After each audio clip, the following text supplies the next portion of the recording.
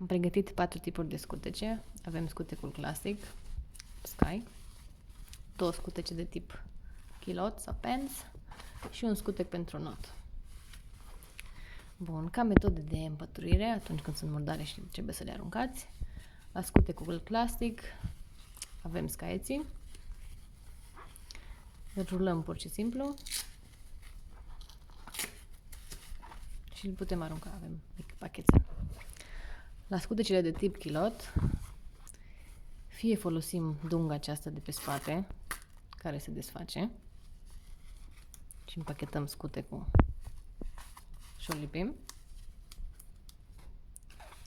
fie desfacem de la model, dacă vedeți e o mică diferență de culoare, se desface partea asta mai subțire, trageți bine de ea, un pic mai complicat decât cu dunga, puneți scutecul în două